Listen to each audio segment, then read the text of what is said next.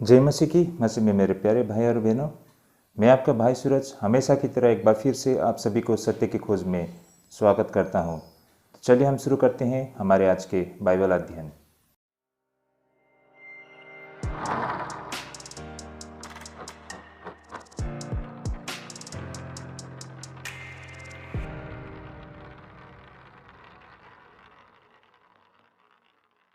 तो भाई और बहनों, एक बार फिर से आप सभी को स्वागत है सत्य की खोज में। तो भाई और बहनों, जो हमारा आज का बाइबल अध्ययन करने का रहेगा वो एक नए हम पुस्तक से शुरू करेंगे और वो रहेगा प्रेरित के काम। भाई और बहनों, हम आज जो हमारा अध्ययन करने जा रहे हैं वो प्रेरित के काम से रहेगा, द एक्ट्स ऑफ अपोस्टल्स। तो भाई और बहनों, काफ़ी रोचक विषय रहेगा। पिछले समय में हमने मत्ती रचित सुसमाचार बिल्कुल शुरुआत से लेकर अंत तक हमने अध्ययन किया था। उसके सारे अध्ययन आप हमारे प्लेलिस्ट से देख सकते हैं। लेकिन आज से हम एक नई पुस्तक की अध्ययन करने जा रहे हैं जो एक्ट, जिसे हम इंग्लिश में कहते हैं प्रेरित के काम, जो हिंदी में कहा जाता है। तो भाई और बहनों, काफ़ी रोचक बहुत कुछ हम यहाँ से सीखने और समझने जा रहे हैं। तो आज पहला दिन है भाई और बहनों। हमारा जो आज का पहला दिन का जो विषय रहेगा वो है प्रेरित के कामों की पुस्तक की परिचय, इंट्रोडक्शन। भाई और बहनों, introduction to the Acts of the Apostles, ये रहेगा हमारा आज का पहला विषय। और साथ ही मसीह जीवन में आगे बढ़ने की शक्ति क्या थी, इस पर भी आज हम अध्ययन करेंगे। और आखिर में स्वर्ग राज्य और उसकी गवाही, इसके मायने, इन सारी बातों को आज के अध्ययन में हम समझेंगे। तो आज हमारा पहला दिन है भाई और बहनों। अंत तक जरूर बने रहिएगा भाई और बहनों। और जिन्होंने हमारे इस चैनल को सब्सक्राइब नहीं किया है अब तक, ज़रूर भी हमारे इस चैनल को सब्सक्राइब करें ताकि हम आप तक सही समय पर पहुंच सकें। और हमारा पूरा कोशिश रहता है कि हम बिल्कुल प्रैक्टिकल टीचिंग है ना, बिल्कुल व्यवहारिक शिक्षा आपके समक्ष लेके आए। तो चलिए भाई और बहनों, हम शुरू करते हैं हमारे आज के अध्ययन। सबसे पहले हम अध्ययन करते हैं प्रेरित के काम की पुस्तक की परिचय, इंट्रोडक्शन। तो इस पुस्तक को हम अध्ययन करने से पहले इस पुस्तक के विषय में हम कुछ परिचय देना चाहते हैं। इस पुस्तक के साथ आप सभी को हम परिचय कराना चाहते हैं। तो ये इस प्रकार है भाई और बहनों। सर्वप्रथम ये पुस्तक को नए नियम में सबसे महत्वपूर्ण पुस्तकों में से एक के रूप में देखा जाता है। भाई और बहनों, सही मायने में अगर ये पुस्तक हमारे पास आज नहीं होती तो शायद हमें उस जमाने के, विशेष करके प्रारंभिक समय के जो कलीसिया थे, उसके विषय में हमें जानकारी शायद ना होती जितनी कि आज हमें प्रारंभिक समय के कलीसियाओं के विषय में है। और भाई और बहनों, यह पुस्तक पौलुस और पतरस के विषय में विशेष करके वास्तविक जानकारी देते हुए हमको दिखाई पड़ती है। वैसे इस पुस्तक में अन्य जो शिष्य उनके विषय में भी बताई गई है, लेकिन विशेष करके कह सकते हैं कि टोटल फोकस प्रेरित पौलुस और पतरस के ऊपर दिया गया है भाई और बहनों। तो उनके द्वारा जो किया गया कार्य यहाँ पर विस्तार से लिखी गई है। यही कारण बहुत ही रोचक विषय रहेगा। पौलुस वो कैसे व्यक्ति थे और उनका कितना कंट्रीब्यूशन है और परमेश्वर ने किस तरह उनको प्रयोग किया। उसी प्रकार पतरस, जो 12 चेलों में से बहुत मुख्य चेले थे, जिनको नए नियम के जो कलीसिया थी उनकी दायित्व प्रभु यीशु मसीह ने दी थी। तो इन दो ऐसे विशेष जन के द्वारा जो किया गया कार्य के विषय में इस प्रेरित के काम में हमको दिखाई पड़ती है। तो टोटल फोकस इन दोनों के ऊपर में किया गया है भाई और बहनों। साथ ही प्रेरित के काम की पुस्तक लूका के सुसमाचार की पुस्तक की निरंतरता भी कही जाती है। यीशु के अनुसार उसके अनुसरण करते हुए पवित्र आत्मा की शक्ति दी गई थी ताकि प्राचीन दुनिया में परमेश्वर के राज्य के सुसमाचार को फैलाने का काम सौंपा जाए। इस तरह ये अंतर्राष्ट्रीय स्तर पर और बहुजातियों के बीच कलीसिया का शुरुआत होते हुए भी हमें दिखाई पड़ती है। तो कहने का तात्पर्य भाई और बहनों, ऐसा हम क्यों कहते हैं कि प्रेरित के काम की पुस्तक लूका रचित सुसमाचार की पुस्तक की निरंतरता है। यानी कि ये जो प्रेरित के काम की पुस्तक है, ये लूका रचित सुसमाचार, gospel according to the Luke, उसकी कंटिन्यूएशन है। भाई और बहनों, इसके पीछे जो ये दो पुस्तक के बीच में जो संबंध है इसके विषय में हम आगे जाके बताएंगे भाई और बहनों, क्योंकि हम इसके पीछे एक बहुत ही स्ट्रॉन्ग आपको सजेशन या फिर इंडिकेशन हमें दिखाई पड़ती है, उसे हम आपके सामने रखने के लिए कोशिश करेंगे। साथ ही भाई और बहनों, और ऐसा भी कहा जाता है कि यीशु मसीह के अनुयायी उसके अनुसरण करते हुए पवित्र आत्मा की शक्ति उन्हें दी गई थी ताकि वे प्राचीन दुनिया में परमेश्वर का राज्य के सुसमाचार को फैलाने का काम उन पर सौंपा जाए। इन सारे बातों को यहाँ पर दर्ज किया है भाई और बहनों। इस तरह भाई और बहनों हम देख पाते हैं कि प्रभु यीशु मसीह का सुसमाचार यरूशलेम से निकलते हुए बिल्कुल अंतर्राष्ट्रीय स्तर पर और बहुत जातियों के बीच में कलीसिया की शुरुआत होते हुए हमको दिखाई पड़ती है। कहने का तात्पर्य यहूदियों से निकलकर अन्य जाति और हर जाति तक पहुंचते हुए अंतर्राष्ट्रीय मतलब यरूशलेम से निकलते हुए सारे दुनिया में फैलते हुए हमको दिखाई पड़ती है।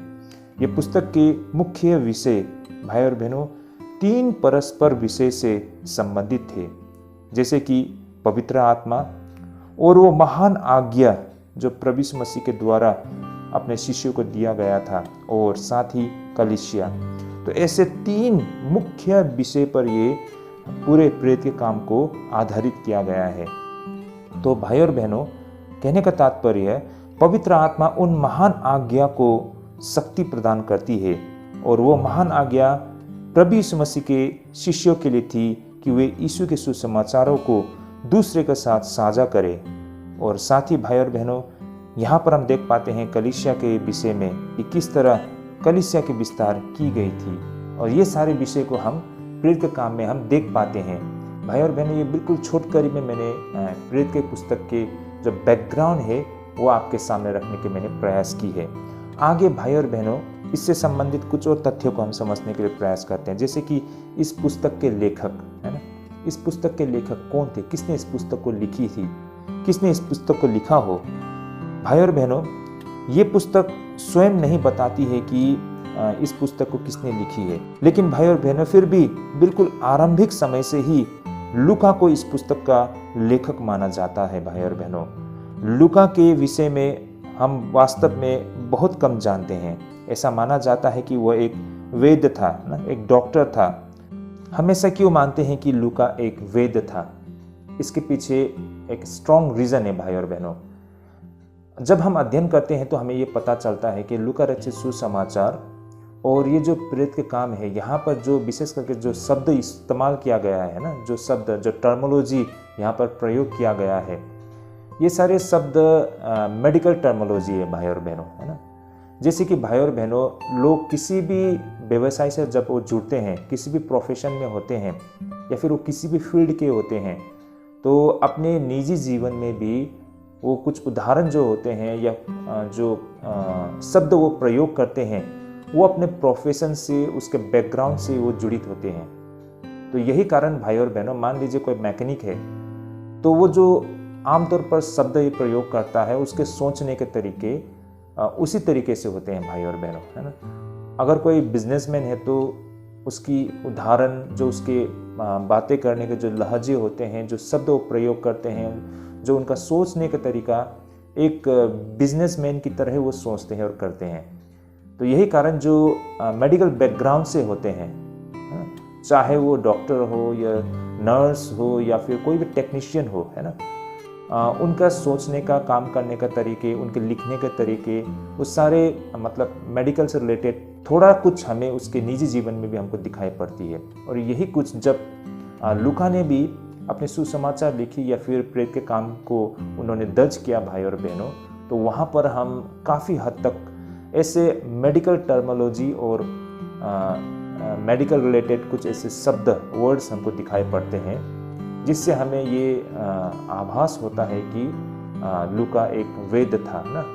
उसके बहुत सारे और भी प्रमाण हैं भाई और बहनों, लेकिन इनमें से मुख्यतः हमको ये दिखाई पड़ता है कि वो वास्तव में एक वैद्य था, और उनके इस लिखने के लहजे से भी हमें ये बातें पता चलती है भाई और बहनों। साथ ही बहुत ही इंटरेस्टिंग बात ये भी है कि लूका एक अन्य जाति था। भाई और बहनों, देखा जाए तो नए नियम में लूका ही एक ऐसा व्यक्ति है जिन्होंने लिखी हुई जो पुस्तकें हैं उनको नए नियम में लाया गया है। मतलब पूरे नए नियम में लूका ही एक अन्य जाति एक लेखक था जिनका पुस्तक को हम नए नियम में पाते हैं। तो ये भी एक फैक्ट है इस पुस्तक से संबंधित विषय पर। और साथ ही भाई और बहनों, काफ़ी इंटरेस्टिंग बातें ये भी हमें दिखाई पड़ती है कि वो मूल रूप से 12 प्रेरितों में से नहीं था, लेकिन यीशु द्वारा नियुक्त 70 शिष्यों में से एक हो सकता है, ऐसा लोगों का मानना है। और हो सकता है कि पौलुस की यात्रा में भी वो उनके साथ गए होंगे, और इसका प्रमाण भी हमें मिलती है। और इस तरह प्रेरित के कामों को ग्रीक में लिखा गया था लूका के द्वारा, और लूका के सुसमाचार के समाप्ति के तुरंत बाद ही प्रेरित के कामों की शुरुआत होते हुए हमको दिखाई पड़ती है, जैसे ही यीशु मसीह का स्वर्गारोहण होता है। इस तरह भाई और बहनों, इस पुस्तक के विषय में ऐसा माना जाता है कि रोम में ही इस पुस्तक को लिखा गया था। कहने का तात्पर्य, जब लूका रोम में थे उसी वक्त उन्होंने इस पुस्तक को लिखी थी, करीबन 70 से लेके 19 ईस्वी के आसपास भाई और बहनों। और इस तरह ये था इस पुस्तक के विषय में इसके लेखक से संबंधित कुछ तथ्य। साथ ही इस पुस्तक को लिखने की लूका का उद्देश्य को भी हम समझने के प्रयास करते हैं। जैसे कि पहला तो ईसाइयत को लेकर रोमन सरकार द्वारा सराहना किया जाना। कहने का तात्पर्य यहाँ पर लूका यहाँ पर भरसंभव ये प्रयास कर रहे हैं कि किस तरह रोमन शासक के द्वारा ही, है ना, या रोमन अधिकारियों के द्वारा बार बार ईसाइयत को मान्यता दी गई है, ये दिखाने की यहाँ पर लूका प्रयास कर रहे हैं भाई और बहनों। हो सकता है कि उस जमाने में ये दिखाने का प्रयास किया गया है कि ईसाइयत एक परमेश्वर का कार्य ही है, यीशु मसीह परमेश्वर से ही थे। इसका प्रमाण दिखाने के लिए ना, ऑथेंटिसिटी दिखाने के लिए यहाँ एक प्रकार से लूका उन सारे घटनाओं को दिखा रहे हैं, विशेष करके रोमन शासक या फिर रोमन अधिकारियों के द्वारा भी समय समय पर ईसाइयत को मान्यता देते हुए। तो ये उनका ये जो प्रयास था, ये दुनिया को ये आश्वासन देने के लिए एक प्रकार से उनका ये कोशिश भी था भाई और बहनों इस पत्री के द्वारा। साथ ही हम देख पाते हैं ये दिखाता है कि ईसाइयत हर देश के सभी लोगों के लिए है। तो ये पुस्तक का जोर ये लोगों को बताना है कि ईसाइयत हर देश के लिए, है ना, हर लोगों के लिए है। लेकिन भाई और बहनों, लूका का मुख्य उद्देश्य तो पुनरुत्थान हो चुके मसीह के वचन में निर्धारित की गई थी। जैसे कि प्रभु यीशु मसीह कहता है, जब पवित्र आत्मा तुम पर आएगा तो तब तुम सामर्थ पाओगे और यरूशलेम और सारी यहूदिया और सामरिया में और पृथ्वी के छोर तक मेरे गवाह होंगे। और भाई और बहनों, इस तरह प्रेरित का काम हमें बताती है कि किस तरह यरूशलेम से लेकर रोम तक सुसमाचार को पहुंचाया गया।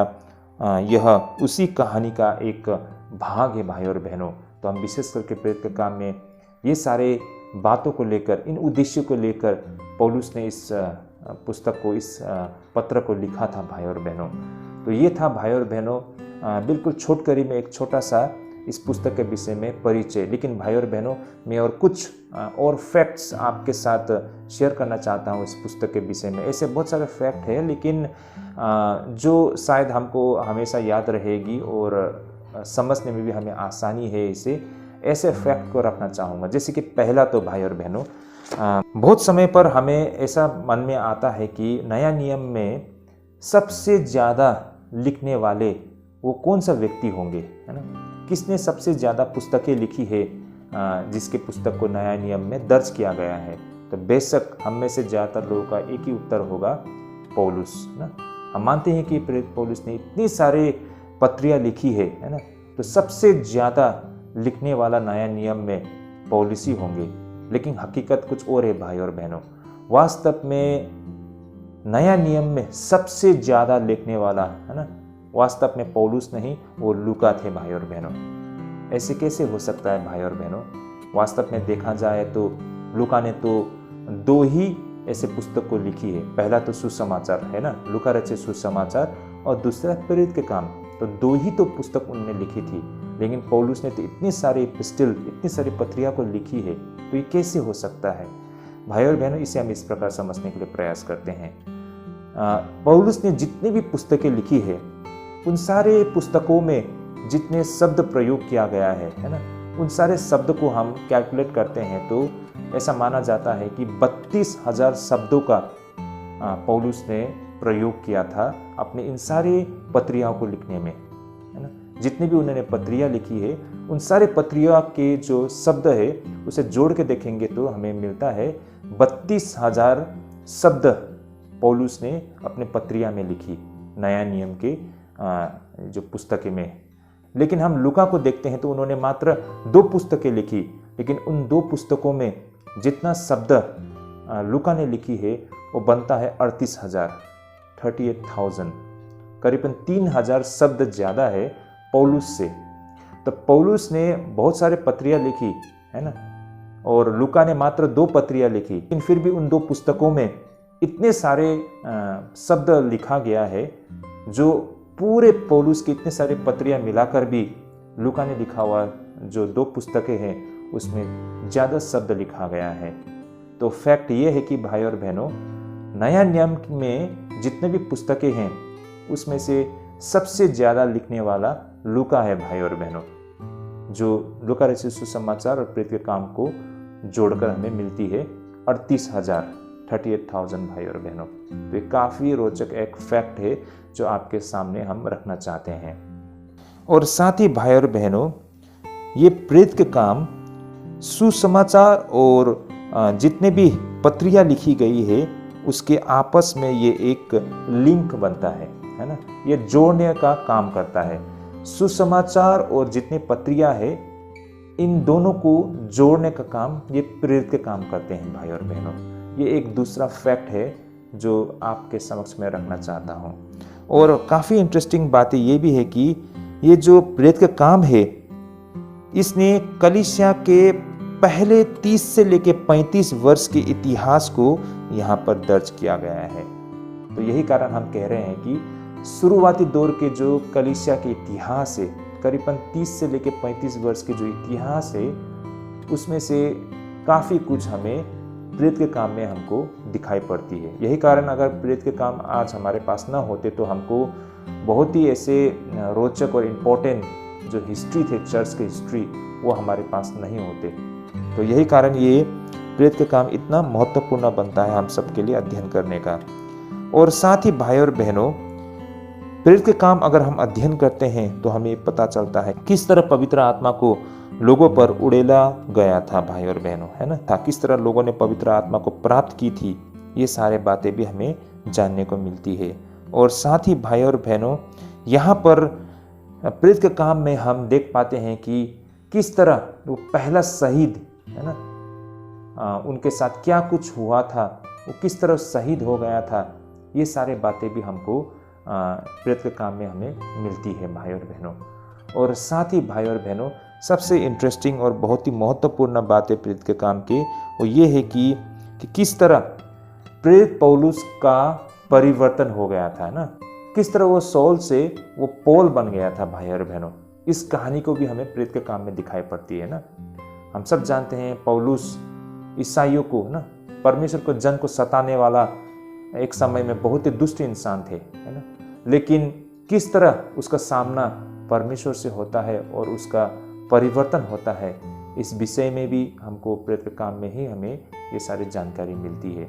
और सबसे महत्वपूर्ण बातें भाई और बहनों, जो पौलुस की मिशनरी जर्नी थी ना, उसको सारे यहाँ पर डॉक्यूमेंट किया गया है ना। पौलुस के 3 मिशनरी जर्नी जो थे, वो सारे तीनों मिशनरी जर्नी को यहाँ पर एक्ट में हमें ये सारे बातें मिलती है। तो ये सारे कुछ फैक्ट है जो मैं आप सभी से शेयर करना चाहता हूँ इस पुस्तक के परिचय में। तो काफ़ी रोचक विषय रहेगा भाई और बहनों आने वाले दिन में। और ये प्रेरित के काम हम सबके लिए बहुत ही महत्वपूर्ण है भाई और बहनों, इसे अध्ययन करने का। इस कारण भाई और बहन हम पूरी कोशिश करेंगे जो हमारे लिए बहुत ही इम्पोर्टेंट है ना, बहुत ही महत्वपूर्ण है और हमारे लिए जानना बहुत ज़रूरी है, उन सारे विषय को हम कवर करने के लिए कोशिश करेंगे। बेशक जिस तरह इससे पहले हमने मत्ती को every chapter to chapter, verse to verse हमने अध्ययन किया था, उस तरह हम शायद एक्ट में नहीं करेंगे, क्योंकि कुछ ऐसे बातें हैं जो हमारे लिए समझना कठिन भी होगा और हमारे लिए रिलेवेंट भी ना हो। यही कारण हम उसे स्किप करेंगे। लेकिन जो जरूरी है, अत्यंत महत्वपूर्ण है, उसे हम जरूर कवर करने के लिए कोशिश करेंगे। तो आज से हम प्रेरित के काम का अध्ययन करने जा रहे हैं। तो ये था इस पुस्तक से संबंधित एक छोटा सा इंट्रोडक्शन या परिचय। तो अब आइए भाई और बहनों, हम अध्ययन करना शुरू करते हैं। तो हम सबसे पहले वचन को पढ़ते हैं, प्रेरित के काम 1 अध्याय 1 से लेके 5 पद तक में। और हमारा आज का जो विषय रहेगा ये इस प्रकार है भाई और बहनों। हमारा जो आज का पहला विषय रहेगा, मसीह जीवन में आगे बढ़ने की शक्ति क्या थी। तो काफ़ी रोचक विषय रहेगा। आइए इस वचन को हम पढ़ना शुरू करते हैं। तो यहाँ पर वचन इस प्रकार है, प्रेरित के काम 1 अध्याय 1 से लेके 5 पद तक में। आइए मैं इसे पढ़ना शुरू करता हूँ। हे थियोफिलुस, मैंने पहली पुस्तक उन सब बातों के विषय में लिखी जो यीशु ने आरंभ में किया और करता और सिखाता रहा, उस दिन तक जब वह उन प्रेरितों को जिन्हें उसने चुना था पवित्र आत्मा के द्वारा आज्ञा देकर ऊपर उठाया न गया। और उसने दुख उठाने के बाद बहुत से बड़े प्रमाणों से अपने आप को उन्हें जीवित दिखाया और 40 दिन तक वह उन्हें दिखाई देता रहा और परमेश्वर के राज्य की बातें करता रहा। और उसने मिलकर उन्हें आज्ञा दी कि यरूशलेम को न छोड़ो, परंतु पिता की उस प्रतिज्ञा के पूरे होने की बाट जोते रहो जिसकी चर्चा तुम मुझसे सुन चुके हो। क्योंकि यूहन्ना ने तो पानी में बपतिस्मा दिया है, परंतु थोड़े दिनों के बाद तुम पवित्र आत्मा से बपतिस्मा पाओगे। ओके, आमेन। सो भाई और बहनों, काफ़ी इंटरेस्टिंग हमारा ये विषय रहता है। यहाँ पर लूका थियोफिलुस को यह बता रहे हैं कि प्रेरित के काम की यह पुस्तक उस पहली कहानी के कंटिन्यूएशन है। तो भाई और बहनों, इसके क्या मायने हैं? लूका ऐसा थियोफिलुस को क्यों कह रहे हैं कि प्रेरित के काम की ये पुस्तक उस पहले कहानी के कंटिन्यूएशन है ना, ये निरंतरता है। इसके पीछे का कहने का मतलब क्या है? ये पहला पुस्तक कौन सा है भाई और बहनों, ये दूसरा पुस्तक कौन सा है? इन बातों को हम आज समझने का प्रयास करते हैं भाई और बहनों। जैसे कि यहाँ पर जो पहला पुस्तक कहा गया है, वास्तव में ये पहला पुस्तक लूका रचित सुसमाचार है, यानी कि gospel according to the Luke, जो कि लूका द्वारा थियोफिलुस को लिखी गई थी। उस पुस्तक में लूका ने पृथ्वी पर प्रभु यीशु मसीह के जीवन और कार्य की कहानी उन्होंने सुनाई थी थियोफिलुस को। अब वह प्रेरित के कामों में ईसाई कलीसिया की कहानी बता रहे हैं। भाई और बहनों, यही कारण हम बोल रहे थे कि लूका रचित सुसमाचार और प्रेरित के काम में बहुत ही इसका एक बहुत बड़ा संबंध है भाई और बहनों। भाई और बहनों, आप मेरी बातों को किस तरह समझ पा रहे हैं? वास्तव में भाई और बहनों, लूका रचित सुसमाचार जो थी भाई और बहनों, ये एक प्रकार से एक कहानी है या फिर एक चिट्ठी है या फिर एक जानकारी है जो लूका ने थियोफिलुस को दी थी, है ना। और उस किताब में, उस पत्री में या फिर उस कहानी में भाई और बहनों यीशु मसीह के कार्य के विषय में बताई गई है। अब दूसरी बार लूका थियोफिलुस को जो लिख रहे हैं, इसमें कलीसिया के कार्य के विषय में बताई गई है। तो मेरी बातों को आप लोग समझ पा रहे होंगे। लूका ने कुल मिलाकर 2 बार थियोफिलुस को लिखी थी। पहली बार जो कि लूका रचित सुसमाचार था, और दूसरी बार ये प्रेरित के काम थे भाई और बहनों। भाई और बहनों, इससे संबंधित मैं आप सभी के सामने 2 ऐसे प्रमाणों को रखना चाहता हूँ। आइए इसे हम वचनों के द्वारा समझने के लिए प्रयास करते हैं। जैसे कि हम देख पाते हैं, लूका रचित सुसमाचार 1 अध्याय 3 पद में लिखी गई है और प्रेरित के काम 1 अध्याय 1 पद में इन बातों को यहाँ पर दर्ज किया गया है। आइए इसे हम पढ़ के समझने का प्रयास करते हैं। जैसे कि लूका का 1:3 में कहा गया है ना, इसलिए हे श्रीमान थियोफिलुस, मुझे भी ये उचित मालूम हुआ कि उन सब बातों का संपूर्ण हाल आरंभ से ठीक ठीक जांच करके उन्हें तेरे लिए क्रमानुसार लिखूं। तो भाई और बहनों, ये लूका रचित सुसमाचार, यानी कि ये लूका रचित सुसमाचार लूका ने थियोफिलुस को लिखी थी, और जहाँ पर हम सब जानते हैं कि यीशु मसीह के कार्य जब वो इस धरती पे थे, उन सारे बातों को वहाँ पर बताया गया है, जो कि एक सुसमाचार है। और अब की बार प्रेरित के काम 1:1 में फिर से एक बार लूका थियोफिलुस को लिख रहे हैं। जैसे कि यहाँ पर प्रेरित के काम 1:1 में आप लोग देख पा रहे हैं ना, जैसे कि यहाँ लिखा है, हे थियोफिलुस, मैंने पहली पुस्तिका, यानी कि ये पहली पुस्तिका, वो पहली पुस्तक कौन सी थी? ये पहली पुस्तक थी लूका रचित सुसमाचार। हे थियोफिलुस, मैंने पहली पुस्तिका, यानी कि हे थियोफिलुस, मैंने लूका रचित सुसमाचार में उन सब बातों के विषय में लिखी जो यीशु ने आरंभ में किया और करता और सिखाता रहा। जैसे कि यहाँ पर इन बातों से हम समझ सकते हैं। तो ये बातों को मेरे ख्याल से आप लोग समझ पा रहे होंगे कि लूका ने ही इन दोनों पुस्तकों को लिखी थी और ये दोनों पुस्तकें थियोफिलुस को लिखी थी। और मोस्ट प्रोबेबली ये थियोफिलुस शायद कोई रोमी अधिकारी होंगे, ऐसा माना जाता है भाई और बहनों। और आगे हम यहाँ पर देख पाते हैं कि ये जो प्रेरित का काम लूका द्वारा थियोफिलुस को जो लिखी गई थी, ये कहानी का दूसरा खंड है जिसका कोई अंत नहीं है। ऐसा हम क्यों कहते हैं?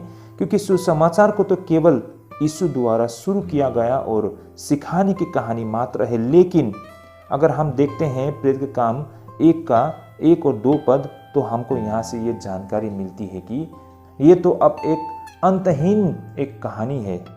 जैसे कि यहाँ पर प्रेरित का काम 1 और 2 में हम देख पाते हैं। यहाँ लिखा गया है कि हे थियोफिलुस, मैंने पहली पुस्तिका उन सब बातों के विषय में लिखी जो यीशु ने आरंभ में किया और करता और सिखाता रहा, है ना। लेकिन 2 में क्या लिखता है? उस दिन तक जब वह उन प्रेरितों को जिन्हें उसने चुना था पवित्र आत्मा के द्वारा आज्ञा देकर ऊपर उठाना गया। तो इस तरह भाई और बहनों, हमको यहाँ से ये प्रमाण मिलती है कि सुसमाचार तो एक समय में जाके इसका ये रुक जाती है ना, क्योंकि प्रभु यीशु मसीह का जो कार्य था, उन्होंने उन छोटे से अवधि में उन्होंने अपना कार्य किया और वो स्वर्गारोहण हो गए। लेकिन उनका कार्य अब दूसरे भाग में चले गए हैं जो बिल्कुल अंतहीन है, और आज तक भी ये कार्य निरंतर आगे बढ़ रहा है। इस तरह भाई और बहनों, प्रेरित के कामों का कोई भी अंत नहीं है। जैसे कि हम इसे इस तरह भी समझ सकते हैं, जैसे कि भाई और बहनों, प्रभु यीशु मसीह का कार्य एक अमर कार्य है भाई और बहनों, और इससे हम विभिन्न प्रकार से समझ सकते हैं। और उनमें से ये इस प्रकार है, जैसे कि पहला तो प्रसिद्धता को लेकर अमरता, यानी कि इमोरलिटी ऑफ फेम। भाई और बहनों, प्रभु यीशु मसीह ने ऐसी प्रसिद्धता को प्राप्त किया था जो बिल्कुल अमर रह गया है। यही कारण हम उसे इमोरलिटी ऑफ फेम कहा जाता है। यीशु मसीह ने ऐसी अमरता को प्राप्त की है, यही कारण उनका नाम कभी भी भुलाया नहीं जा सकता है भाई और बहनों, है ना। आज दुनिया में यीशु मसीह को कौन नहीं जानते हैं? हर कोई, चाहे उसे वो विश्वास करे या न करे, है ना, वो नास्तिक हो या विश्वासी हो, हर कोई यीशु मसीह के नाम को जानते हैं, है ना। उन्होंने किया हुआ कार्य को जानते हैं।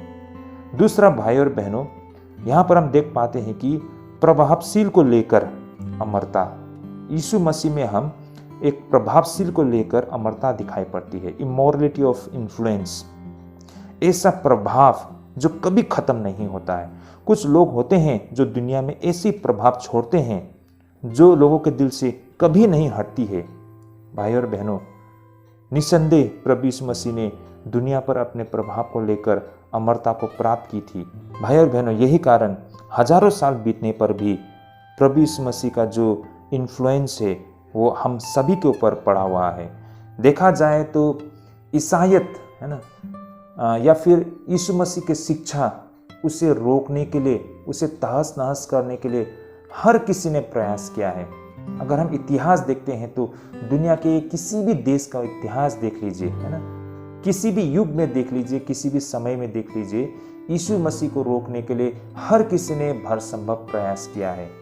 लेकिन इसके विपरीत होते हुए हमको दिखाई पड़ता है कि जितना वे लोग यीशु मसीह को रोकने के लिए कोशिश करते हैं, उनके अनुयायी को रोकने के लिए प्रयास करते हैं, उतना ही परमेश्वर का प्रभाव और भी बढ़ते जाता है लोगों के ऊपर में। तो भाई और बहनों, यही बताता है कि यीशु मसीह का वो प्रभाव को लेकर अमरता, ना, इमोरलिटी ऑफ इन्फ्लुएंस हमें दिखाई पड़ती है। ये सारी बातें हमको प्रेरित के काम में इसको हम विस्तार से समझ पाएंगे भाई और बहनों। और साथ ही यहाँ पर प्रभु यीशु मसीह ने न केवल एक अमर नाम को और प्रभाव को छोड़ा था, बल्कि वह तो अभी भी जीवित है और अभी भी सक्रिय है भाई और बहनों। वो न केवल था बल्कि अभी भी बिल्कुल मौजूद है हमारे बीच में। तो ऐसा नहीं है भाई और बहनों कि प्रभु यीशु मसीह ने एक ऐसा अमर नाम को प्राप्त किया था और उनका प्रभाव एक समय पर लोगों पर में जबरदस्त था और वहीं पर वो रुक गया और वहीं पर खत्म हो गया, ऐसा नहीं है। बल्कि आज भी उनका प्रभाव को हम देख पाते हैं, है ना, उनके नाम को हम देख पाते हैं। यीशु मसीह के नाम से दुष्ट आत्माओं को हटाया जा सकते हैं, है ना। यीशु मसीह के नाम से हर चीज वो संभव हो सकता है। वो नाम, उसका प्रभाव आज भी हमारे जीवन में हम अनुभव कर सकते हैं, उसे एहसास कर सकते हैं। और इसका अर्थ ये था कि भाई और बहनों, प्रेरित के काम का पूरा पाठ कलीसिया में यीशु मसीह के जीवन को दिखाई पड़ती है। भाई और बहनों, ये जो प्रेरित का काम है, इसके जो पूरा अध्ययन है, कलीसिया में यीशु मसीह के जीवन को हमें दिखाई पड़ती है ना। क्योंकि सुसमाचार में हमें यीशु मसीह के कार्य और उसकी पीड़ा के विषय में हमें समझने का अवसर मिलता है। लेकिन भाई और बहनों, प्रेरित के कामों में हमें शिष्यों द्वारा किया गया कार्य और सोचा समझा और सिखाया गया प्रभु यीशु मसीह के उन स्थान को हम लेते हुए दिखाई पड़ते हैं। तो कहने का तात्पर्य, कलीसिया वो स्थान पर से शुरुआत होती है जहां पर प्रभु यीशु मसीह ने इसे छोड़ दिया था। यह मसीह के कार्य को ही एक प्रकार से आगे बढ़ाना है, ये कंटिन्यूएशन है। जो कार्य यीशु मसीह ने इस धरती पर रहते समय किया था भाई और बहनों, उसी काम का, उसी कार्य को ये दूसरा भाग है जो हम प्रेरित के कामों में हम देख पाते हैं। अंततः प्रेरित के काम की पुस्तक चर्च के विषय में बताती है, जो मसीह के जीवन को ही आगे बढ़ाती है। यही कारण भाई और बहनों, मेरा आप सबके साथ बाइबल के अध्ययन में प्रेरित की पुस्तक को मैंने यहाँ आज से शुरुआत करने का कारण यही है भाई और बहनों। जब मैंने मत्ती रचित सुसमाचार को अध्ययन करके हमने खत्म किया, तो मेरे मन में आया कि मैं अब कौन सा दूसरा पुस्तक को अध्ययन करना शुरू करूं। तो मेरे मन में आया कि हमें प्रेरित के काम को अध्ययन करना बिल्कुल सही निर्णय होगा, क्योंकि भाई और बहनों, हमने काफ़ी हद तक मत्ती से सुसमाचार के विषय में, प्रभु यीशु मसीह के इस धरती पर रहते समय उनके जो कार्य थे उसके विषय में हमने अध्ययन किया, काफ़ी कुछ समझा है। अब आगे का उसका कार्य हम प्रेरित के काम से ही अध्ययन करके समझ सकते हैं, ये मेरे मन में आया और हमने आज से प्रेरित के काम को अध्ययन करना शुरू किया है भाई और बहनों। तो भाई और बहनों, आप इन बातों को समझ पा रहे होंगे, मैं आशा करता हूँ। तो भाई और बहनों, यह अध्ययन हमें यह बताती है कि पवित्र आत्मा के कार्य ने कलीसिया को कार्य करने की सामर्थ्य दी थी। वैसे पवित्र आत्मा के विषय में हम अक्सर कहा करते हैं कि यह एक कंफर्टर है ना, यानी कि कंफर्ट देने वाला, यानी कि हौसला अफजाई करने वाले, है ना, दिलासा देने वाला, आश्वासन और शांतिदायक हम उसके विषय में कहते हैं। लेकिन अगर हम पुराने दिनों में देखें तो इसका अलग ही अर्थ बनता है भाई और बहनों। जैसे कि साहस, दिलासा देने वाला, यानी कि पवित्र आत्मा वह है जो लोगों को साहस और शक्ति से भर देती है। अगर हम मत्ती रचित सुसमाचार 28:20 में हम देखते हैं तो यहाँ से हमें इन बातों को और भी भली भांति समझ पाएंगे। आइए हम इन वचनों के माध्यम से देखते हैं। जैसे कि यहाँ पर लिखा है मत्ती का 28:20 में, और उन्हें सब बातें जो मैंने तुम्हें आज्ञा दी है मानना सिखाओ, और देखो मैं जगत का अंत तक सदैव तुम्हारे संग हूँ। भाई और बहनों, यहाँ से हमें ये जानकारी मिलती है कि जब प्रभु यीशु मसीह का पुनरुत्थान होते हैं तो वो हमें ऐसे सामर्थ को भेजते हैं जो हमारे साथ हमेशा सदैव रहता है ना। वो हमें ताकत देती है, वो हमें हौसला देती है, वो हमें हिम्मत देती है। और साथ ही एक और बातों पर हमें ध्यान देने की आवश्यकता है। जैसे कि भाई और बहनों, जो प्रभु यीशु मसीह के चेले थे, वे पवित्र आत्मा के आने के आनंद को ले रहे थे। यही कारण यदि अगर हम प्रतीक्षा करना सीख लेते हैं तो अधिक शक्ति और साहस और शांति को हम प्राप्त कर पाते हैं। हमें जीवन में स्थिर रहना सीखना चाहिए भाई और बहनों। भाई और बहनों, ये एक सीधी सी एक समझ है भाई और बहनों कि सब्र का फल मीठा होता है, जो आमतौर पर एक कहावत होती है ना भाई और बहनों। यही कारण परमेश्वर अपने समय पर हमें वो सामर्थ्य और शक्ति और ताकत देती है ना। लेकिन हमें पूरी निष्ठा के साथ उस समय का हमें प्रतीक्षा करने की आवश्यकता है। भाई और बहनों, जब हम पूरी निष्ठा और पूरे विश्वास के साथ उस समय का इंतज़ार करते हैं और जब हम उसके इंतज़ार में रहते समय हमें वो चीज़ एक समय जाकर हमें मिल जाती है, तो उसका आनंद, उसका खुशी भाई और बहनों, उसका कोई ठिकाना नहीं रहता है ना। जैसे कि मान लीजिए आपको पता है कि कोई आपके जो करीबी आपको कुछ ऐसी चीज़ देने जा रहे हैं जो आपके लिए बहुत ही पसंदीदा है ना। तो वो जो क्षण होता है, उसका इंतज़ार करने का जो क्षण होता है, वो काफ़ी मतलब आनंदमय होता है भाई और बहनों, है ना। आप उस समय का इंतज़ार कर रहे हो, है ना। आपके मन में बहुत प्रकार के ऐसे सोच आ रहे होंगे कि उस वक्त मतलब जब वो जो मैं चाहता हूँ, जो मुझे वो देने जा रहे हैं, जब वो मुझे देंगे तो वो कैसा पल होगा ना। और उस वक्त जब मैं उसे अपने हाथों में थाम लूँगा, है ना, तो वो कैसा एहसास होगा, वो दिखने में कैसा होगा, है ना। तो वो सारे बातों को सोचकर आप बहुत ही मतलब अपने आप को तैयार करते हुए उस पल का आप इंतज़ार कर रहे होते हो, है ना। और जैसे ही उस चीज़ को आप प्राप्त करते हो तो आपका जो खुशी का जो कोई ठिकाना नहीं रहता है ना। तो भाई और बहनों, किसी भी चीज़ को प्राप्त करने से पहले उसको जब हम इंजॉय करते हैं ना, तो सचमुच जब उसे हम प्राप्त करते हैं तो वो 2 गुना हो जाता है। तो भाई और बहनों, हमें भी जीवन में सब्र करना होगा और सीखना होगा कि हमें स्थिर रहने के लिए, जिस तरह वो प्रभु यीशु मसीह के चेले थे, है ना। तो ये बातों को भी यहाँ पर हम समझ पाते हैं। तो भाई और बहनों, ये हमारा पहला विषय था जिसको हमने प्रेरित के काम 1 अध्याय 1 से लेकर 5 तक हमने अध्ययन किया। अब हम आगे बढ़ते हैं 6 से लेकर 8 पद तक में, और हमारा जो आज का विषय होगा ये इस प्रकार है भाई और बहनों कि स्वर्ग राज्य और उसकी गवाही, जो कि हम प्रेरित के काम 6 से लेकर 8 पद तक में हम देख पाते हैं। तो चलिए भाई और बहनों, हमारा ये तीसरा विषय को हम शुरू करते हैं। आइए मैं इसे पढ़ना चाहता हूँ, इन वचनों को, और इन वचनों के माध्यम से हम सत्य को समझ पाएंगे। तो यहाँ पर वचन इस प्रकार लिखा है भाई और बहनों, आइए हम इसे पढ़ना शुरू करते हैं।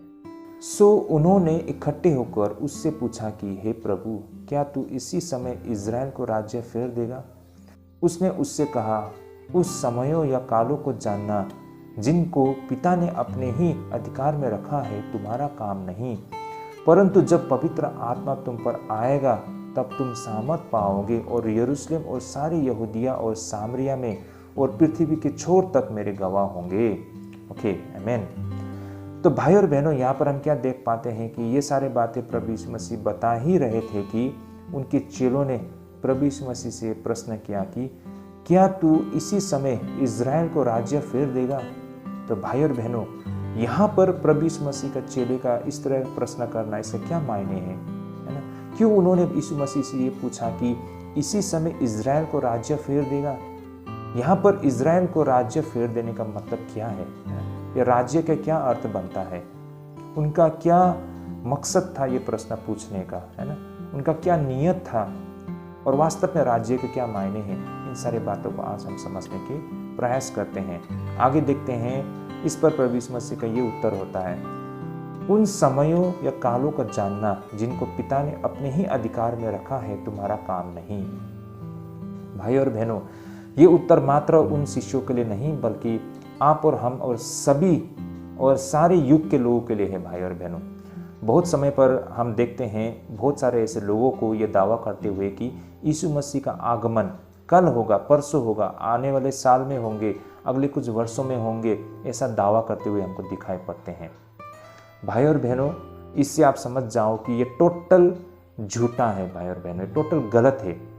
जिस बात को स्वयं यीशु मसीह ने कहा कि ये पिता के अलावा कोई नहीं जानता है ना, ये पिता को पता है कि कब ये समय पूरा होगा, है ना। तो आप और हम कौन होते हैं अनुमान लगाने वाले? और जो भी ये कर रहे हैं ये पिता के आज्ञा के विरोध में, और इनफैक्ट मतलब यीशु मसीह से भी 2 कदम आगे बढ़ गए हैं। जो बातें यीशु मसीह नहीं बता रहे हैं, है ना, उससे भी 2 कदम आगे बढ़ गए हैं और वो बताने वाले बन गए हैं, है ना। तो ऐसा लग रहा है कि जो बातें आज ऐसे लोग दावा करते हैं कि कल यीशु मसीह का आगमन होगा, अगले वर्ष होगा, तो जब यहाँ पर यीशु मसीह के शिष्य पूछ रहे हैं प्रश्न कि वो समय कब होगा, तो ऐसा लगता है कि उन्हीं को वो उत्तर दे रहे हैं कि कल होगा या परसों होगा। जिसको स्वयं यीशु मसीह ने उत्तर नहीं दिया, यहाँ पर ऐसे कुछ लोग निकल गए हैं ये बताने वाले और ये उत्तर देने वाले कि यीशु मसीह का आगमन कल और परसों होगा। ये टोटल झूठा है भाई और बहनों, ये मिस्ट्री है भाई और बहनों। एक्चुअली ये सारे बातें एक रहस्य है, ये सिर्फ परमेश्वर जानता है, और जब ये पूरा होता है तभी आप और हमको पता चलता है ना। मिस्ट्री का मतलब तो यही है ना, रहस्य का मतलब तो यही है। कुछ चीज़ों को परमेश्वर ने छिपा के रखा है और उसका जानना आप और हमारा काम नहीं है ना। हमें तो बस परमेश्वर के आज्ञा को पालन करने में हमें पूरा ध्यान लगाना चाहिए। यहाँ वहाँ जानना हमारा काम नहीं है, क्योंकि ये छिपी हुई बातें हैं, ये रहस्य है। आप जबरदस्ती यहाँ वहाँ से खुदाल कर ना उसे खोद के निकालते हो, और जो आपका हाथ में आ गया है उसी को आप सच मान लेते हो, तो भाई और बहनों ये आपने आपको धोखा देना है। भाई और बहनों, परमेश्वर ने ये बातें अपने साथ सुरक्षित रखा है इस रहस्य को, तो आप और हम कौन होते हैं साबित करने वाले कि ये कल होगा और परसों होगा। ये टोटल फ्रॉड है, ये टोटल झूठा है भाई और बहनों। ऐसे लोगों से होशियार। हाँ, ये बात सही है कि आज के परिस्थिति को देखकर हमें ऐसा लगता है कि समय बिल्कुल करीब आ चुका है। मैं भी कहता हूँ बार बार कि समय बहुत निकट आ चुका है, ऐसा प्रतीत होता है। जो माहौल हम देखते हैं, इंटरनेशनल न्यूज़ देखते हैं, जो आसपास बहुत कुछ हो रहा है, इन घटनाओं को अगर हम देखते हैं तो हमें ऐसा लगता है कि सचमुच में समय बहुत निकट है।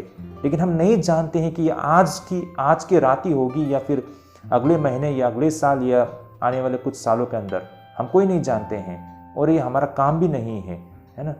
तो भाई और बहनों, इन बातों को हमें समझने की आवश्यकता है। तो ये जो उत्तर प्रभु यीशु मसीह ने यहाँ पर अपने शिष्यों को दी है, ये भाई और बहनों ये उत्तर आप और हमारे लिए भी है। आगे हम देखते हैं, बोलते हैं कि प्रभु यीशु मसीह, परंतु जब पवित्र आत्मा तुम पर आएगा तब तुम सामर्थ पाओगे, और यरूशलेम और सारी यहूदिया और सामरिया में और पृथ्वी के छोर तक मेरे गवाह होंगे। तो भाई और बहनों, यहाँ पर पृथ्वी के छोर तक मेरे गवाह होंगे। तो यहाँ पर गवाही के विषय में बताए गए हैं, और वास्तव में गवाही की क्या मायने बनता है, इसे भी आज हम समझने के लिए प्रयास करेंगे। तो काफी रोचक विषय रहेगा भाई और बहनों, अंत तक बने रहेगा। आइए हम इसे विस्तार से अध्ययन करना शुरू करते हैं। तो भाई और बहनों, हमें ये याद रखना चाहिए कि यीशु मसीह के अपने सेवकाई के दौरान उनके संदेश का केंद्र बिंदु परमेश्वर का राज्य था।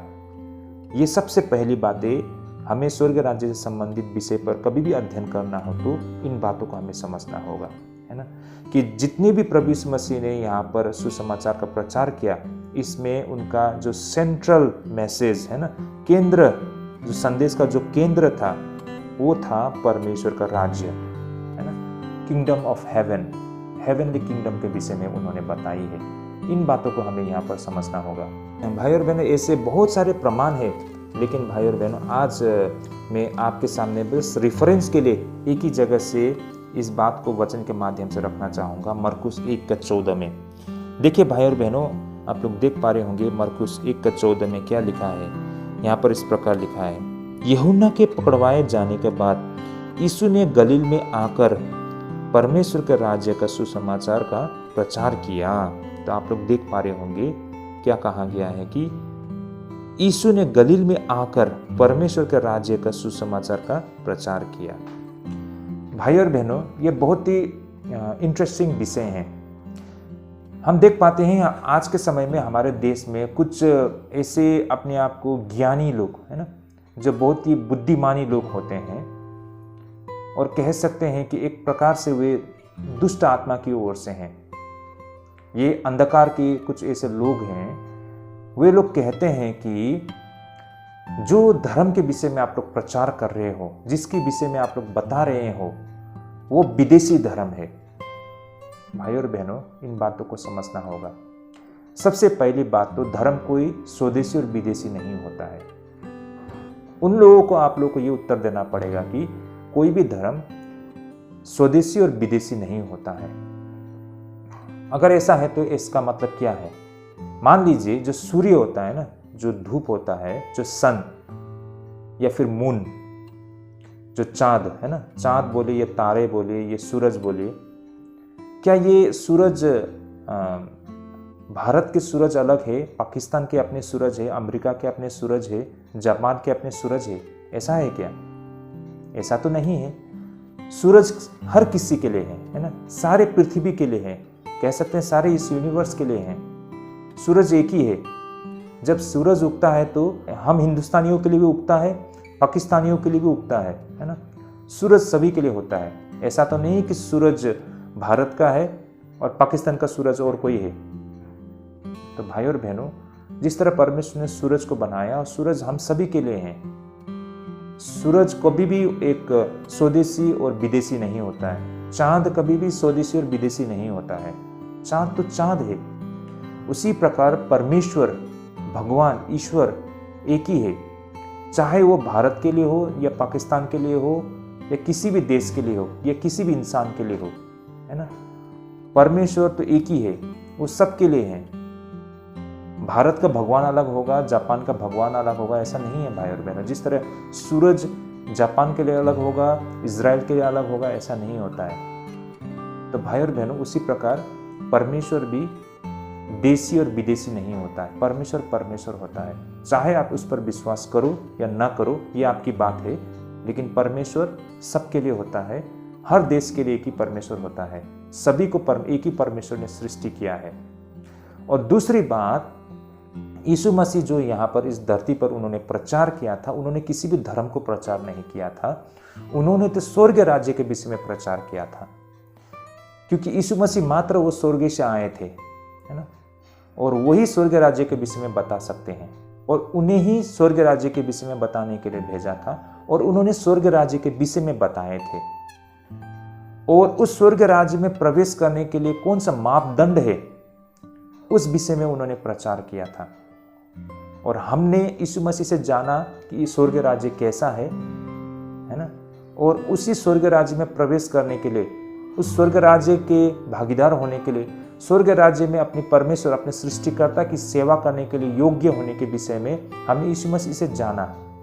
और यही बातें हम लोगों को बता रहे हैं। हम किसी को धर्म प्रचार नहीं कर रहे हैं। यीशु मसीह इस दुनिया में कोई धर्म का स्थापना करने नहीं आए थे। उन्होंने तो सुसमाचार में स्वर्ग राज्य के विषय में प्रचार करने के लिए आए थे। यही तो बातें हम लोगों को बता रहे हैं। तो इसमें कौन सी गुनाह है भाई और बहनों, है ना। जिस तरह चांद या सूरज एक ही है, उसी तरह स्वर्ग नर्ग भी एक ही है। अभी भारत के लिए स्वर्ग अलग है, जापानियों के लिए अलग है, पाकिस्तानियों के लिए स्वर्ग अलग है, ऐसा तो नहीं है। स्वर्ग चाहे अमेरिकन हो या इंडियन हो, सभी के लिए एक ही स्वर्ग है। और नर्क भी सभी के लिए एक ही है ना। और भगवान भी एक ही है। तो इसी प्रकार भाई और बहनों, वही भगवान उसी स्वर्ग से आकर हमें स्वर्ग राज्य के बारे में हमको बताया है, और उनसे हमने ये सब जाना है। और वही बातें आज हम यहाँ के लोगों को बता रहे हैं। तो इसमें हमने क्या गलती किया है, क्या गुनाह किया है हमने। लोग बोलते हैं कि हम ईसाईयत धर्म को प्रचार करने का। नहीं भाई और बहनों, ईसाईयत कोई धर्म नहीं है।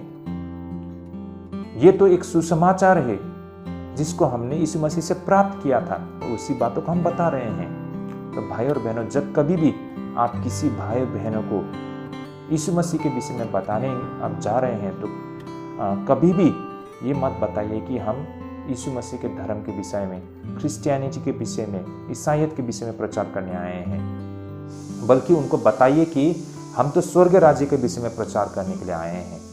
यीशु मसीह ने भी यही प्रचार किया था। उसी स्वर्ग राज्य के विषय में हम प्रचार करने आए हैं। अगर आप इच्छुक हैं तो हम आपको स्वर्ग राज्य के विषय में बताना चाहेंगे, है ना। और स्वर्ग राज्य में किस तरह हम प्रवेश कर सकते हैं, उसके मापदंड के विषय में भी हम बताएंगे। और किस तरह हम उस स्वर्ग राज्य में प्रवेश करने के लिए हम शुद्ध हो सकते हैं, अपने पापों से मुक्ति पा सकते हैं, उस विषय में हम बताएंगे। भाई और बहनों, इस तरह से प्रचार कीजिए। ये एक सही प्रक्रिया होगी भाई और बहनों, हमें सुसमाचार को प्रचार करने का। तो ये बातें भी हमको यहाँ से समझ में आती है। लेकिन भाई और बहनों, यहाँ पर जब प्रभु यीशु मसीह स्वर्ग राज्य के विषय में बता रहे थे, तो उनके शिष्य जो उसे सुन रहे थे, उनका राज्य से मतलब कुछ और ही था। और जो लोग उनकी बातों को सुन रहे थे, वे कुछ और ही समझ रहे थे। यही कारण उन शिष्यों का प्रश्न ये था कि क्या तू इसी समय इज़राइल को राज्य फेर देगा, जैसे कि हम 6 पद में हम देख पाते हैं।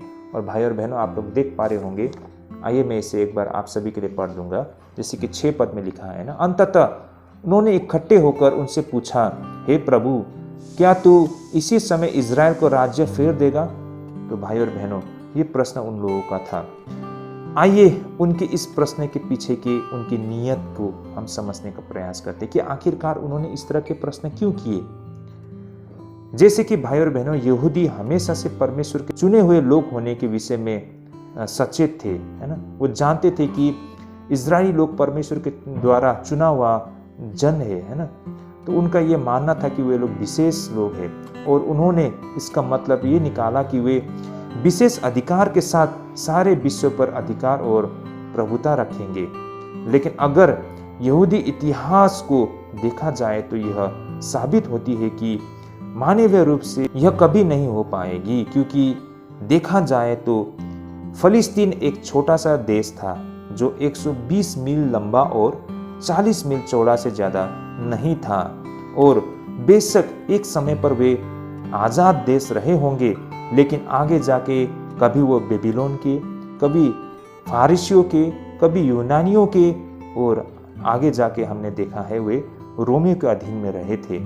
इसलिए यहूदी उस दिन की प्रतीक्षा करने लगे कि जब परमेश्वर सीधे मानव इतिहास में प्रवेश करेंगे और फिर उस विश्व प्रभुता को स्थापित करेगा जिसकी उन्होंने बहुत लंबे समय से सपने देख रखे थे।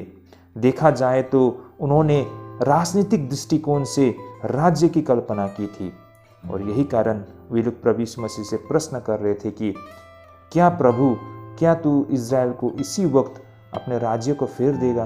तो इस तरह भाई और बहनों, उनका ये नियत था ना, उनका ये हमेशा से मानना था कि मतलब एक दिन मसीहा आएगी और वो बिल्कुल दाऊद की तरह हट्टा कट्टा होगा, है ना, मजबूत, और उन्हें वे अगुवाई करेंगे, और मसीहा उनकी ओर से उन सारे देशों से, उन सारे जातियों से वो लड़ेंगे और उन पर विजय प्राप्त करेंगे, और एक बार फिर से इजरायली जाति महान जाति कहलाया जाएगा।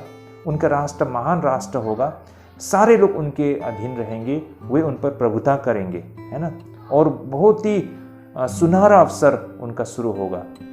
तो उनका ऐसा कुछ मानना था भाई और बहनों, और यही कुछ बातों का आधार बनाते हुए वो लोग पूछ रहे थे कि क्या आप इसी वक्त इज़राइल को उनका राज्य फेर देंगे? लेकिन भाई और बहनों, यहाँ पर उनका जो सोचना था, जो राज्य, वो पॉलिटिकल थी भाई और बहनों, है ना, वो सैनिक और पॉलिटिकल, है ना, यानी कि कूटनीतिक और सैनिक, इसके बल पर वे राज्य को हासिल करने के लिए सोच रहे थे।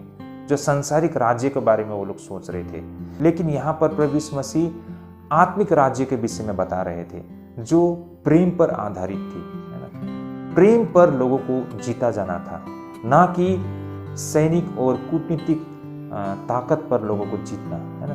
तो ये फर्क था भाई और बहनों। आई होप आप लोग इन बातों को समझ पा रहे होंगे।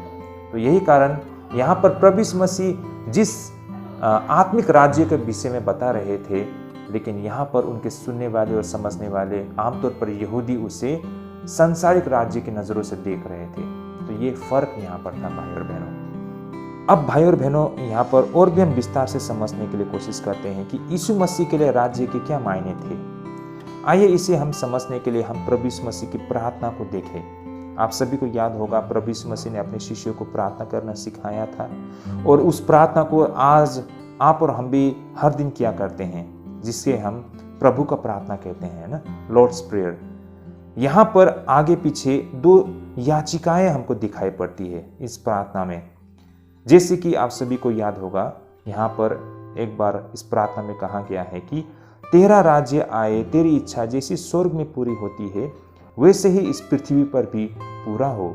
मत्ती रचित सुसमाचार 6 अध्याय 10 पद में हम देख पाते हैं। आइए मैं इसे पढ़ना चाहूँगा फिर से एक बार आप सबके लिए। तेरा राज्य आए, तेरी इच्छा जैसी स्वर्ग में पूरी होती है वैसे ही पृथ्वी पर भी हो।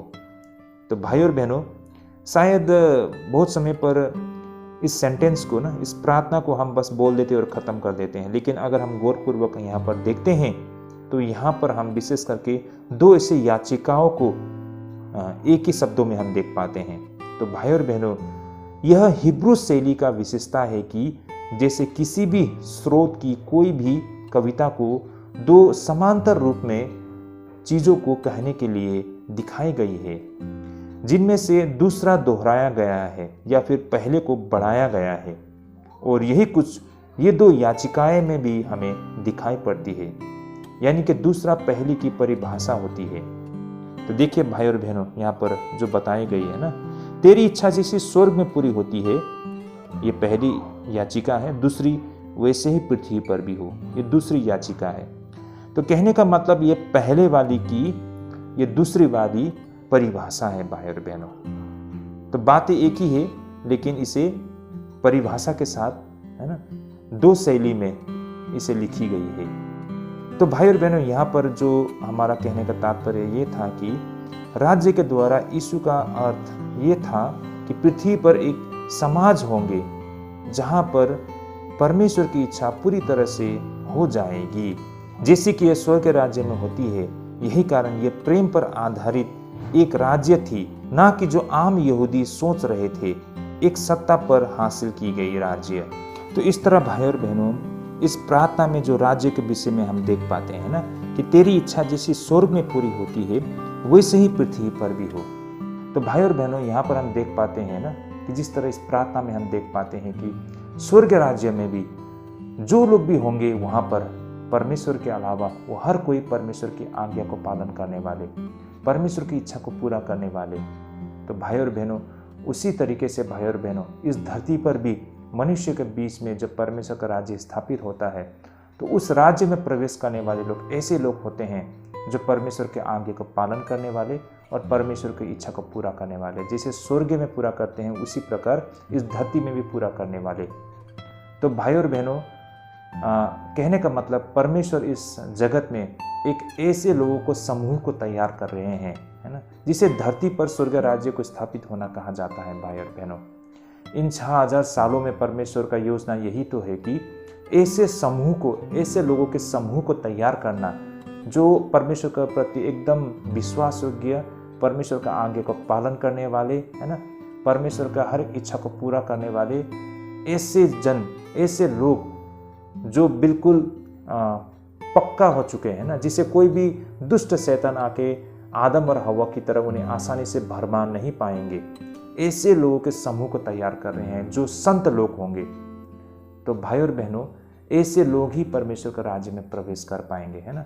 तो ऐसे लोगों को तैयार करना, ऐसे समाज को तैयार करना, है ना, ऐसे समूह के लोगों को तैयार करना, उसी को परमेश्वर का राज्य इस धरती पर पूरा होने का मतलब कहा जाता है। ये लोग उसी प्रकार होंगे जो स्वर्ग में परमेश्वर के राज्य को पूरा करते हैं, उसी प्रकार इस धरती में भी परमेश्वर की इच्छा को पूरा करने वाले। तो परमेश्वर का राज्य जब ऐसे लोग तैयार हो जाते हैं, तो परमेश्वर का राज्य पूरी तौर पर यहाँ पर मतलब स्थापित हो जाती है। तो ये बातों को हम यहाँ पर समझ पाते हैं। तो भाई और बहनों, स्वर्ग राज्य को लेकर प्रभु यीशु मसीह का कहने का तात्पर्य ये था। तो इस तरह इस राज्य को प्राप्त करने के लिए मनुष्य को पवित्र आत्मा की आवश्यकता भी पड़ती है, क्योंकि भाई और बहनों, ये इतनी आसान नहीं है। कोई भी इंसान परमेश्वर के राज्य में यूं ही प्रवेश नहीं कर पाएंगे, ये इतनी आसान नहीं है भाई और बहनों।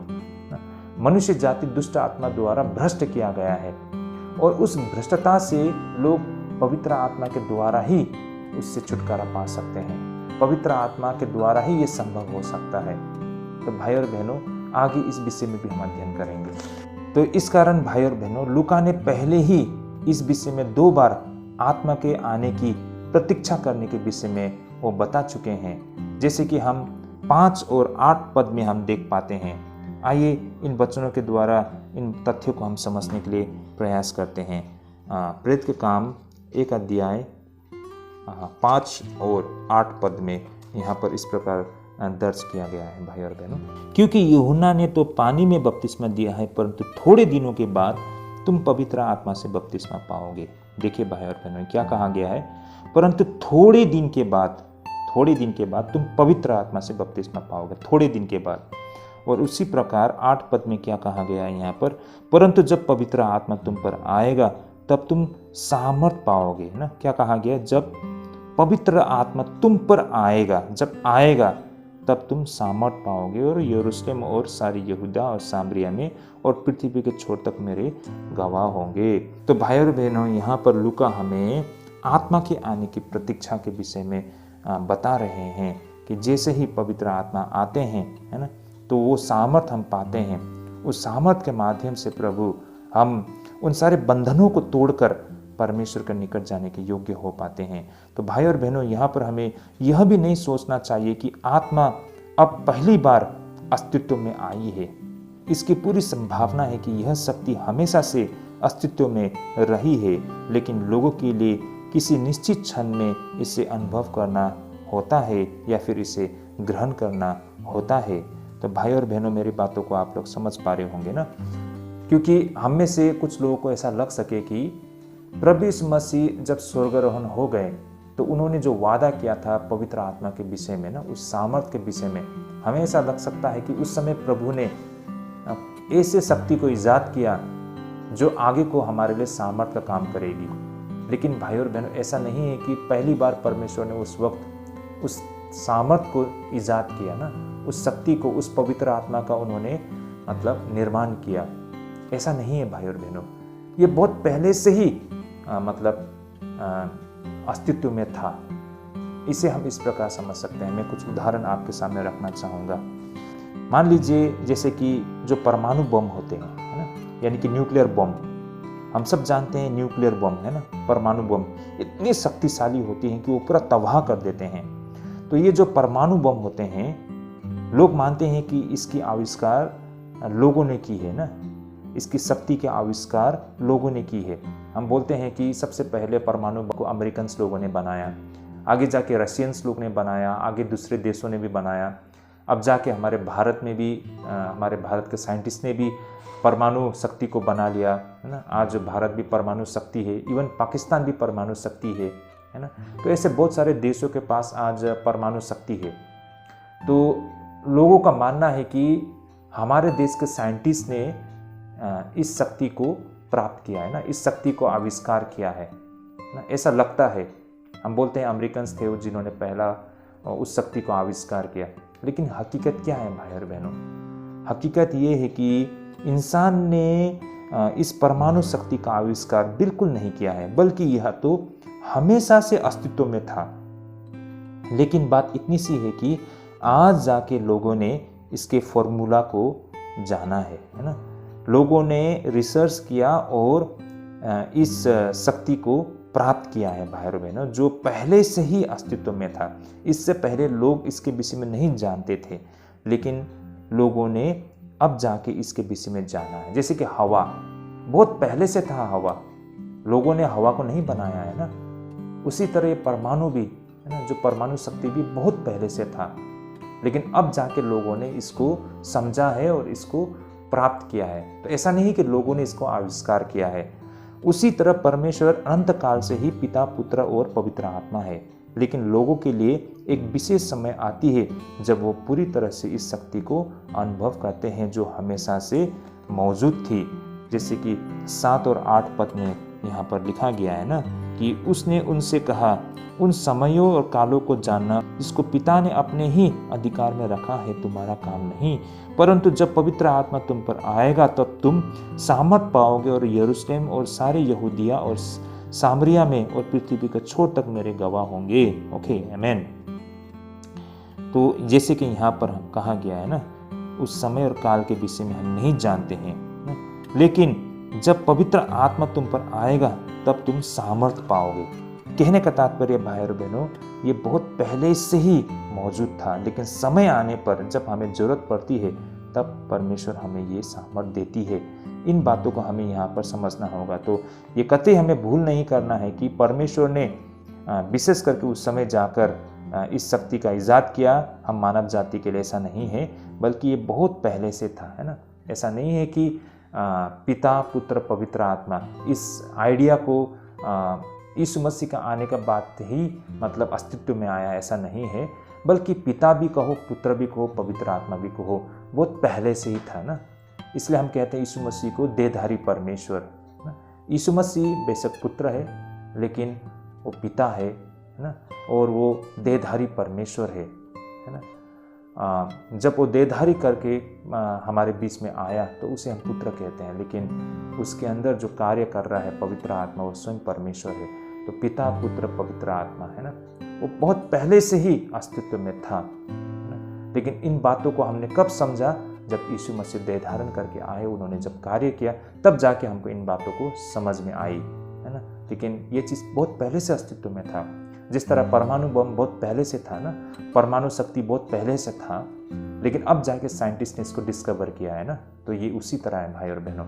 आई होप इन बातों को आप लोग समझ पा रहे हैं। यहाँ पर आगे हम देख पाते हैं, लूका कह रहे हैं कि पवित्र आत्मा की सामत उन्हें मसीह के गवाह बनाने जा रहे हैं। जैसे कि उस गवाही को पहले यरूशलेम में, फिर पूरी यहूदिया में एक विशेष केंद्र के घेरे में कार्य करना था, तब जाके सामरिया और फिर अर्ध यहूदी राज्य में यानी कि सेमी ज्यूस स्टेट में उसे पहुंचा दिया गया, जो कि मूर्ति पूजक दुनिया में ले जाने वाले एक प्रकार का एक पुल बन गया है ना। और अंत में इस साक्षी को पृथ्वी के छोर तक जाना था। तो भाई और बहनों, स्टेप बाय स्टेप यहाँ पर ना परमेश्वर का काम यरूशलेम से निकलकर यहूदियों के बीच से निकलते हुए है ना अर्ध यहूदी राज्य में जाके पहुंचा, और धीरे धीरे है ना मूर्ति पूजक की दुनिया में जाके पहुंचा, और आगे जाके सारे विश्व में आज है ना सुसमाचार पहुंच चुका है। तो दुनिया में ऐसा कोई स्थान नहीं है जहां पर यीशु मसीह के सुसमाचार, यीशु मसीह के विषय में न जानता हो भाई और बहनों, है ना। तो ये प्रक्रिया के माध्यम से ये आज हर किसी इंसान तक पहुंच चुका है, ये एक तथ्य है। अब आइए हम इस मसीह गवाही के विषय में कुछ बातों पर चर्चा करते हैं, क्योंकि ये गवाही सारे विश्व तक पहुंचा है। किस तरह पहुंचा है, इस गवाही के क्या मायने हैं, इसे हम समझने के प्रयास करते हैं। जैसे कि पहला तो वो व्यक्ति जो कहता है कि मैं जानता हूं कि यह सच्चा है। गवाही का मतलब यूं ही कही गई कोई कहानी नहीं हो सकती, बल्कि यह उनका अपना निजी अनुभव होना चाहिए भाई और बहनों। तो भाई और बहनों, जब हम गवाही कहते हैं ना, तो गवाही का मतलब खुद का अनुभव, खुद का एक्सपीरियंस होता है जो लोगों के साथ शेयर करना होता है, ना कि कोई बनी बनाई कहानी बताना लोगों को, है ना। जैसे कि बहुत समय पर हम जब स्वर्ग राज्य के विषय में प्रचार करते हैं, है ना, लोगों को बताते हैं, तो हमने जो चीज़ सुना है उन्हीं चीज़ को सिर्फ बताना नहीं है, बल्कि खुद ने जो अनुभव किया है ना, इस स्वर्ग राज्य को अपने दिल में हमने जो अनुभव किया है उसे लोगों के साथ शेयर करना है ना। तो वो होता है भाई और बहनों। तो जब हम अपने अनुभव को शेयर करते हैं तो वो मेरा खुद का अनुभव होता है ना, वो आप निश्चित होते हो, आप एकदम स्थिर होते हो। तो वो बात को जब लोगों के सामने रखते हो तो वो बहुत ही प्रभावशील होता है भाई और बहनों। और यह भी कि गवाही में कोई यह नहीं कहता है कि शायद ऐसा हो, बल्कि वो कहेगा कि मैं जानता हूँ, है ना। तो यहाँ पर भाई और बहनों कोई डाउट नहीं है। जब गवाही का मतलब बिल्कुल निश्चित बातों को बताना है ना। खुद ही कंफ्यूजन है, खुद ही आप श्योर नहीं है ना, खुद ही आप स्पष्ट नहीं हो ना, या खुद ही आश्वस्त नहीं हो, तो आप उसको गवाही कहना नहीं कहते हैं भाई और बहनों। जब आप बिल्कुल स्पष्ट हो जाते हो, आश्वस्त हो जाते हो ना, तो तभी जाके उन बातों को आप रख पाते हो, है ना। तो उसमें अगर मगर नहीं होता है, बिल्कुल स्ट्रेट फॉरवर्ड, ऐसा है तो है ना। तो वो बात को, सच्चाई को रखना, आप बिल्कुल कंफर्म हो चुके हो, है ना, ये बातों को। और दूसरा वह यह है कि वास्तविक साक्षी यानी कि वास्तविक गवाही शब्दों से नहीं बल्कि कार्य से होता है भाई और बहनों। ये अति महत्वपूर्ण है। देखिए, सुसमाचार का गवाही देने का मतलब सिर्फ शब्दों से नहीं, है ना। बहुत समय में हम देख पाते हैं बहुत लोग क्यों असफल होते हैं। आज ज़्यादातर लोगों का असफल होने का कारण भी यही है, क्योंकि लोग मुंह से सिर्फ प्रचार करते हैं लेकिन अपने जीवन से प्रचार नहीं करते हैं। लेकिन हकीकत ये है कि मुंह से ज़्यादा हमें अपने जीवन से प्रचार करना, इनफैक्ट हमें पहले तो अपने जीवन से प्रचार करना है ना। लोगों को हमारे जीवन में मसीह को देखना है। देखिए, कोई भी यीशु मसीह को नहीं देख पाते हैं, लेकिन लोग हमारे जीवन से यीशु मसीह को देख पाते हैं। तो पहले हमें अपने जीवन से यीशु मसीह का प्रचार करना है, तब लोग जानना चाहेंगे कि आप ऐसा क्यों हो। तब आप बता पाओगे कि क्योंकि हम यीशु मसीह की शिक्षा को पालन करते हैं जो स्वर्ग से आया है ना। तो भाई और बहनों, मुंह से बोलने से ज़्यादा अपने जीवन से हमें गवाही देना होता है। गवाही का मतलब ये होता है, लेकिन आज के डेट में इसका बिल्कुल उल्टा हो रहा है। लोग ज़्यादा मुंह से प्रचार करते हैं, लेकिन खुद का जीवन जीरो है, शून्य है, और बिल्कुल उसका जीवन भी एक अन्य जाति की तरह है। तो भाई और बहनों, कैसे हो सकता है ना? कैसे वो गवाही बन सकता है? लोग आपके जीवन में कोई परिवर्तन ही नहीं दिखाई दे रहा है, तो फिर इसमें नया क्या है उनके लिए, है ना? तो भाई और बहनों, गवाही का मतलब अपने जीवन से ज़्यादा प्रचार करना है ना, जीवन से गवाही देना है। आखिर में हम बोलना चाहते हैं कि गवाही और शहादत, इसे लेकर ग्रीक में एक ही शब्द होते हैं। जो ग्रीक भाषा में जो शहादत होती है और गवाही होते हैं, उसके एक ही मायने होते हैं। इसका मतलब गवाही का अर्थ शहीद होने के लिए हमेशा तैयार रहना होता है, और साथ ही गवाही का अर्थ ये भी है कि परमेश्वर के प्रति वफादार होना, चाहे कोई भी कीमत क्यों ना अदा करना पड़े। तो भाई और बहनों, गवाही का मतलब शहादत होता है ना? देखिए, जब आप गवाही देना होता है तो बेशक 10 में से 9 लोग आपके विरोधी ही होंगे, है ना, और वो आप पर हमला जरूर करेंगे, और इसका सामना तो हमें करना ही होगा। भाई और बहन, इससे बच के हम कहीं भी गवाही नहीं दे पाएंगे। गवाही देने के लिए हमें कीमत अदा करना पड़ेगा।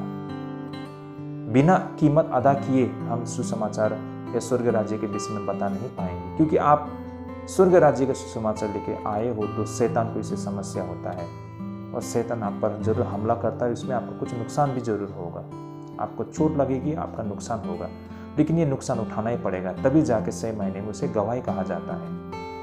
लोग आज नुकसान उठाना नहीं चाहते, इसलिए गवाही भी देना नहीं चाहते हैं, और डरते हैं, वो बहाना करते हैं कि आज का जो सरकार है वो बहुत ही खतरनाक है ना, आज का जो कानून है वो बहुत ही ईसा विरोधी कानून है, आज का जो सरकार है वो मसीह विरोधी कानून है। ऐसा हम बहुत सारे तर्क देकर अपने आप को दूर रखना चाहते हैं। तो बताइए, दुनिया में ऐसा कौन सा स्थान है जहां बिना विरोध के सुसमाचार को प्रचार किया गया? और ऐसा दुनिया कौन सा दुनिया है, आप बताइए, कि जहां उत्पीड़न होने पर सुसमाचार का काम रुका है? भाई और बहनों, ये तो पार्ट ऑफ हम लोग का जो गॉस्पेल मिनिस्ट्री, सुसमाचार का प्रचार में ये तो एक भाग है ना। बिना उत्पीड़न का आप गवाही मजबूती से दे ही नहीं पाओगे। जितना उत्पीड़न होगा उतना ही तगड़ा गवाही रहेगा। तो ये गवाही का मायने है भाई और बहनों, जिस गवाही के विषय में यहाँ यीशु मसीह बता रहे हैं, है ना। तो भाई और बहनों, इस गवाही को बताने के लिए आप और हमें भी परमेश्वर ने वो महान आज्ञा को दी थी, जब प्रभु यीशु मसीह स्वर्गारोहण होने से पहले अपने शिष्यों को बताए थे कि सारे संसार के लोगों को ना यीशु मसीह की शिक्षा के विषय में बताना, और उन्हें पिता पुत्र पवित्र आत्मा के नाम में बपतिस्मा देना। और ये कार्य करने के लिए परमेश्वर ने हमें पवित्र आत्मा की सामर्थ दी है ना। और ये सामर्थ हमें ऐसे हर एक गवाही को देने के लिए हमें मजबूत बनाती है, और हम ऐसे में कोई भी कीमत अदा करने के लिए तैयार होते हैं। भाई और बहनों, आज कौन लोग हैं ऐसे जो गवाही देने से कतराते हैं, डरते हैं, है ना, क्योंकि उनमें अभी तक भी पवित्र आत्मा को अनुभव नहीं किया है। यही कारण उनमें वो साहस नहीं है। तो बिना पवित्र आत्मा के आप गवाही नहीं दे पाओगे भाई और बहनों। इन बातों को भी आज हमें समझना होगा। तो भाई और बहनों, ये था हमारा आज का पहला अध्ययन प्रेरित के काम से लेकर, है ना। तो आई होप आप लोग इस अध्ययन से काफ़ी कुछ समझ पाए। आज हमने विशेष करके प्रेरित के काम के परिचय, इंट्रोडक्शन, है ना, हमने आपके सामने रखा है। इससे कुछ जानकारी आप लोगों को मिली, मैं आशा करता हूँ। और आज हमने छोटे छोटे 2 विषय के ऊपर अध्ययन किया है। प्रेरित काम 1 अध्याय 1 से लेकर 8 पद तक में 2 भागों में भाई और बहनों, इनसे भी हमने कुछ जानकारी प्राप्त की है। आई होप ये सारे अध्ययन हम सबके लिए आशीषमय रहे। तो कृपया भाई और बहनों, हमारी इस वीडियो को शेयर कीजिए, ताकि अपने रिलेटिव फ्रेंड तक भी सत्य पहुंच सके, वे लोग भी इन सारे अध्ययन से सच्चाई को समझ सके और उनके आत्मिक जीवन की भी उन्नति हो सके। ये हम आप सभी से अनुरोध करते हैं। तो भाई और बहनों, आज के लिए हम यहीं पे स्थगित करते हैं। अगले बाइबल अध्ययन में जरूर जुड़िए। प्रभु आप सबको ढेरों आशीष करे, प्रभु आप सभी का अगुवाई करे। जय मसीह की।